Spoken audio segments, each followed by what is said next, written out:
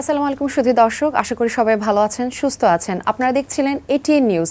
সবাইকে আন্তরিক শুভেচ্ছা জানিয়ে শুরু করছি স্কেপ অঙ্কোলজির সৌজন্যে ক্যান্সার সচেতনতা মাস উপলক্ষে আমাদের বিশেষ আয়োজন বিশ্বমানের ক্যান্সার চিকিৎসা এখন বাংলাদেশে। এই অনুষ্ঠানটিতে পুরোটা সময় জুড়ে আপনাদের সাথে রয়েছে আমি ডক্টর উন্নাজ ওয়াজি নিধি।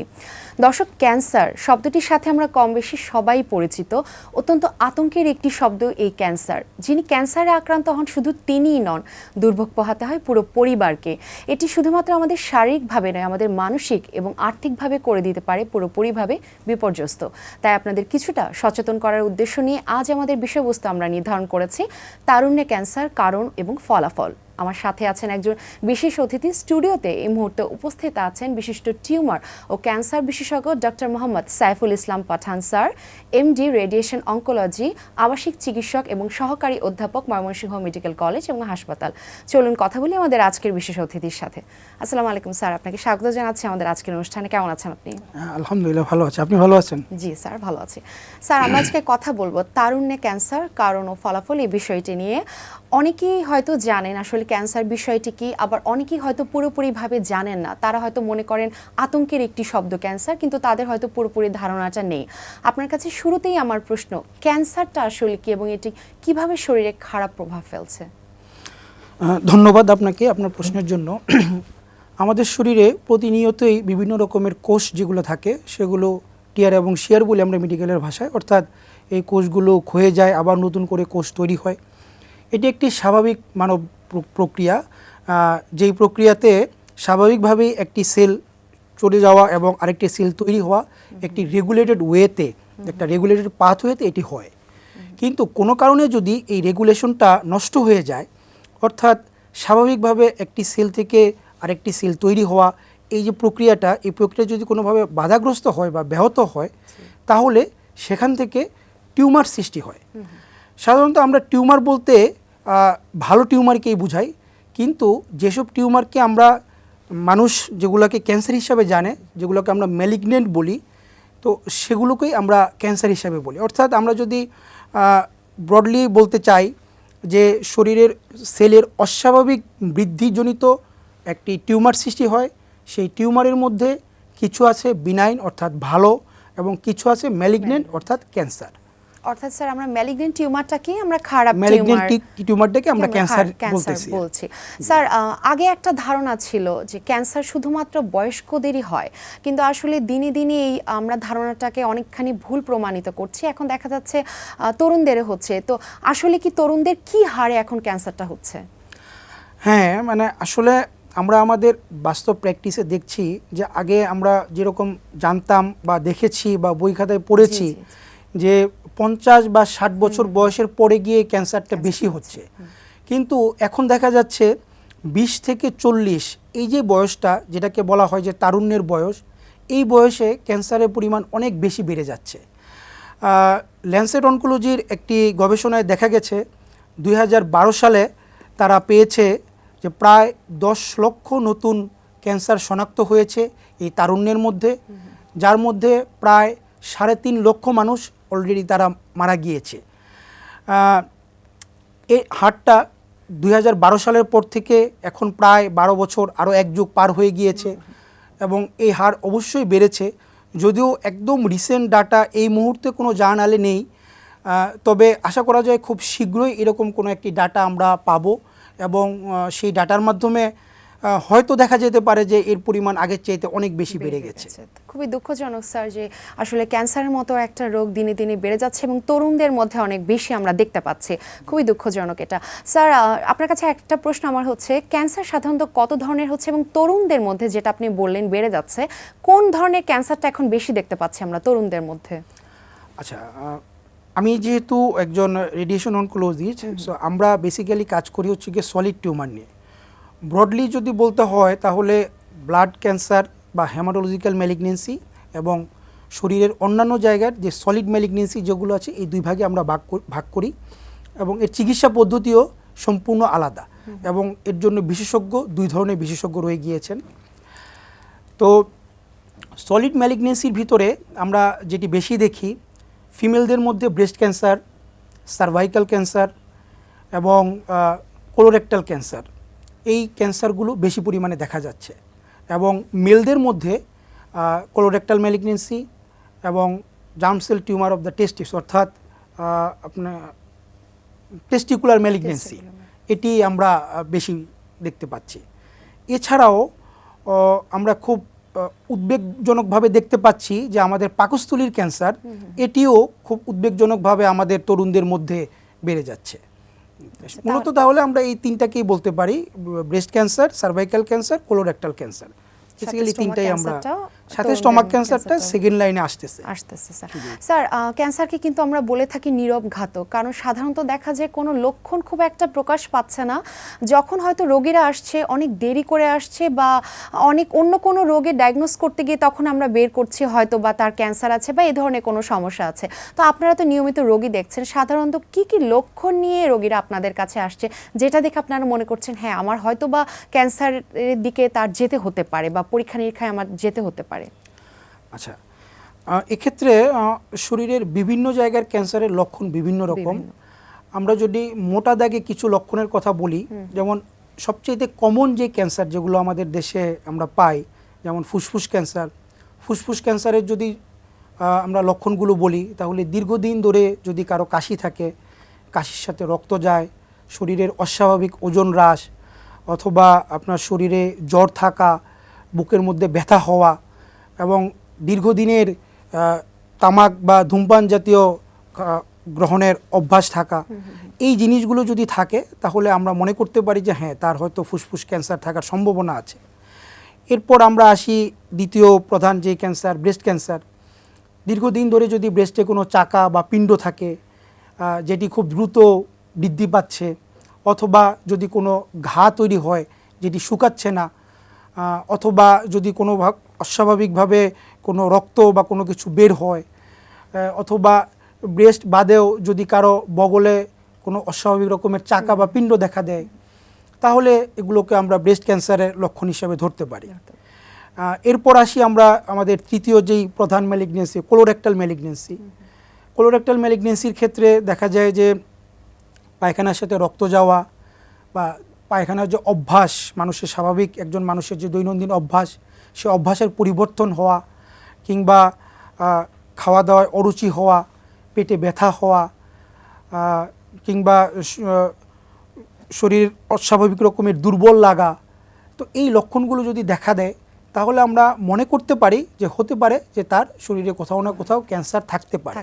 এসব লক্ষণ দেখলে আসলে আমরা অবহেলা না করে আমাদের উচিত বিশেষজ্ঞের চিকিৎসকের পরামর্শ নেওয়া। স্যার, আপনার কাছ থেকে আমি লক্ষণগুলো শুনলাম। আমাদের আজকের যেটা বিষয় তারুণ্যে ক্যান্সার কারণগুলোতে একটু আসে। আপনি মাত্র একটুখানি বললেন জীবনযাত্রা কিছুটা একে প্রভাবিত করে। স্যার, ক্যান্সারের মূলত কারণগুলো কি, কেন হচ্ছে এই ক্যান্সারগুলো এখন এত বেশি তরুণদের মাঝে কেন হচ্ছে? আচ্ছা, তরুণদের মধ্যে ক্যান্সার বৃদ্ধি পাওয়ার আমাদের কাছে যেটি মনে হয় এক অন্যতম প্রধান কারণ হচ্ছে গিয়ে লাইফস্টাইল। সাধারণত যেরকম হেলদি লাইফস্টাইল থাকলে আমাদের তরুণদের মধ্যে ক্যান্সার হওয়ার সম্ভাবনা বা সবার মধ্যেই ক্যান্সার হওয়ার সম্ভাবনাটা কম থাকতো, আমরা সেই লাইফস্টাইল থেকে অনেক দূরই সরে এসেছি। যেমন এখন বলা হয় যে সেডেন্টারি লাইফস্টাইল, অর্থাৎ দীর্ঘ সময় বসে বসে কাজ করা, কোনো কায়িক পরিশ্রম না করা, কিংবা হাঁটা চলা, ব্যায়াম, এই কাজগুলো না করা, এটি আমাদের ক্যান্সার তৈরির অন্যতম একটি প্রধান কারণ। দ্বিতীয় কারণ হচ্ছে আমাদের তরুণরা জাঙ্ক ফুড যেগুলোকে আমরা বলি, যেমন আপনার ধরেন রেস্টুরেন্টে গিয়ে বিভিন্ন রকমের বার্গার, পেস্ট্রি, পিৎজা এগুলো খাওয়ার যে অভ্যাস তাদের রয়ে গিয়েছে, তো এই জাঙ্ক ফুডগুলা আমাদের দেখা যায় যে ম্যালিগনেন্সি তৈরির ক্ষেত্রে অন্যতম একটি প্রধান কারণ হিসাবে কাজ করে। তৃতীয় যেই কারণ, যে আমাদের দেশে ধূমপান এবং মদ্যপান বিরোধী অনেক প্রচারণা থাকা সত্ত্বেও তরুণদের মধ্যে এর প্রবণতাটা অনেক বেশি বেড়ে যাচ্ছে, যার জন্য দেখা যায় যে এই ধূমপান এবং মদ্যপান তরুণদের মধ্যে ম্যালিগনেন্সি তৈরির একটি অন্যতম প্রধান কারণ। এছাড়াও কিছু পারিবারিক ইতিহাস বা জেনেটিক কজ যেগুলোকে আমরা বলি, সেগুলোও কারণ। কিন্তু দেখা গেছে যে জেনেটিক কজ বা পারিবারিক ইতিহাস ক্যান্সারের ক্ষেত্রে মাত্র 10% এক্ষেত্রে তার ভূমিকা থাকে। বাকি 90%ই দেখা যায় যে এই যে লাইফস্টাইল মডিফিকেশন বলেন, বলেন, যে সিগারেট, মদ্যপান বা আমাদের যে হেলদি খাবার দাবার না খাওয়া, এগুলোর কারণেই বেসিক্যালি তরুণদের মধ্যে ক্যান্সারটি জীবনযাত্রাটা অনেক বেশি খুব বেশি ইম্পর্টেন্ট এখানে। স্যার, আপনার কাছ থেকে আমরা ক্যান্সার সম্পর্কে একটা মৌলিক ধারণা পেলাম, একটু চিকিৎসা পদ্ধতি সম্পর্কে আপনার কাছ থেকে শুনবো বিস্তারিত, কিভাবে আসলে এই চিকিৎসাগুলো করা হচ্ছে। আচ্ছা, ক্যান্সারের চিকিৎসাকে আমরা মূলত কয়েকটি ভাগে ভাগ করতে পারি, যেমন surgery, chemotherapy, radiation therapy, hormone therapy, immunotherapy, targeted therapy. এগুলো হচ্ছে কি মোটা দাগে ক্যান্সারের চিকিৎসা।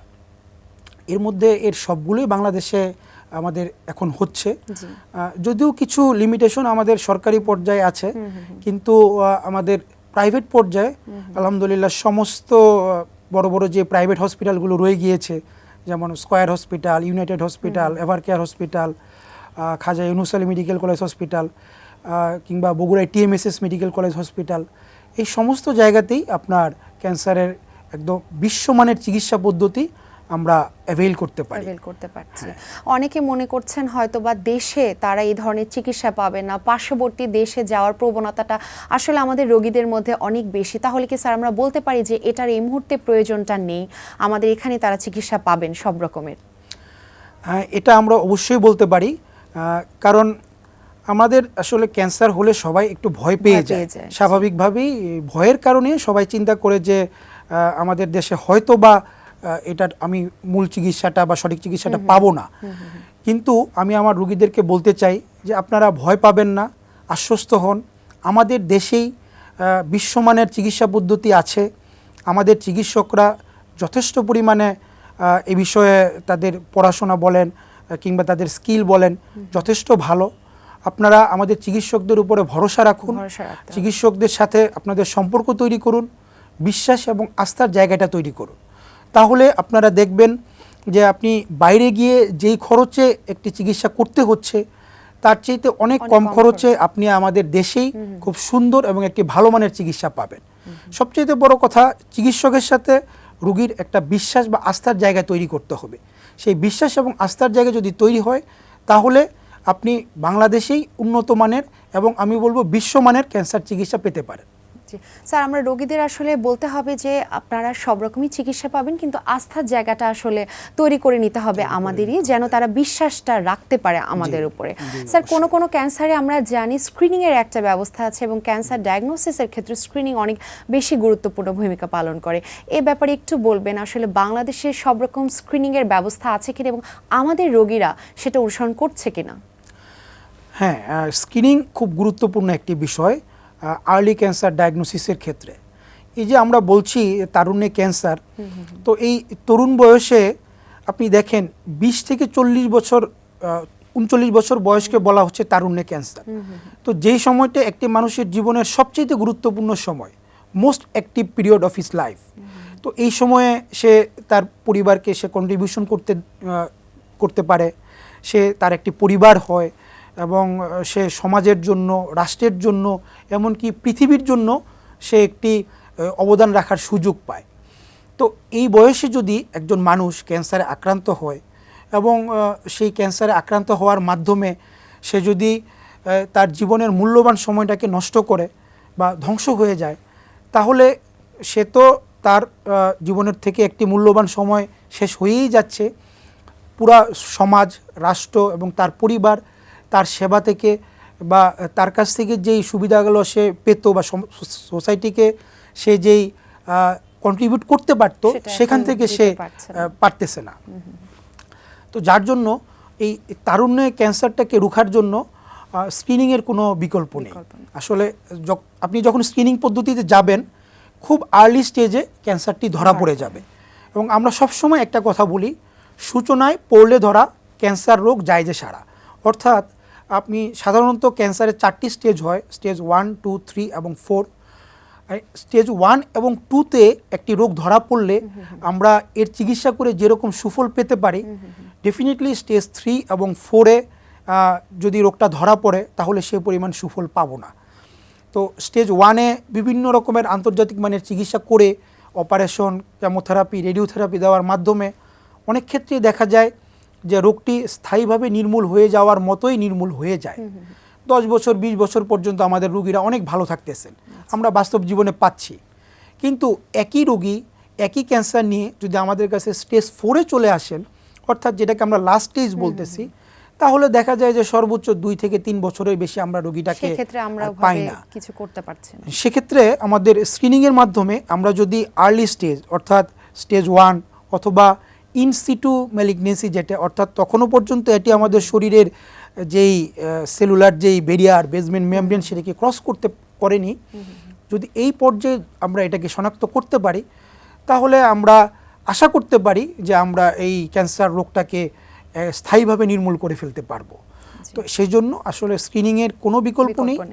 এবং আমাদের দেশে আপনারা জানেন সরকারিভাবে সমস্ত উপজেলা স্বাস্থ্য কমপ্লেক্স থেকে শুরু করে শাহবাগ পিজি হাসপাতাল এই পর্যন্ত আপনার ব্রেস্ট এবং সার্ভাইকাল ক্যান্সার স্ক্রিনিংয়ের একটি ন্যাশনাল প্রোগ্রাম চালু রয়েছে, যেখানে আমাদের ফিমেলরা খুব সহজেই এই সুবিধাটা গ্রহণ করতে পারেন এবং এই স্ক্রিনিং প্রোগ্রামের মাধ্যমে তারা খুব আর্লি ব্রেস্ট এবং সার্ভাইকাল ক্যান্সার নির্ণয়ের মাধ্যমে তাদের জীবনও বাঁচাতে পারেন এবং তাদের পরিবারের উপর তাদের যেই আশা এবং ভরসার যে জায়গাটা সেটাকেও তারা বজায় রাখতে পারেন। জি স্যার, আমাদের আজকের বিষয় হচ্ছে তারুণ্যে ক্যান্সার কারণ ও ফলাফল। কারণগুলো আপনার কাছ থেকে আমরা খুবই সুন্দরভাবে শুনলাম, একটু ফলাফল সম্পর্কে শুনবো। আসলে এর কারণে আমাদের তরুণদের মাঝে পারিবারিক হোক বা মানসিক হোক বা শারীরিকভাবে হোক আর্থিকভাবে হোক কি ধরনের আসলে ফলাফল সৃষ্টি করছে একটু বলবেন? আচ্ছা, আমি আমার একজন পার্সোনাল রোগীর একটি ঘটনা দিয়ে শেয়ার করি। ভদ্রমহিলার বয়স ছিল মাত্র 25 বছর। উনি ব্রেস্ট ক্যান্সারে আক্রান্ত ছিলেন। ওনার ছোট ছোট দুটো বাচ্চা ছিল। তখন উনি আমাদের কাছে যখন আসছেন ততদিনে ওনার ব্রেস্ট ক্যান্সার স্টেজ 4-এ পৌঁছে গেছে। কারণ কি?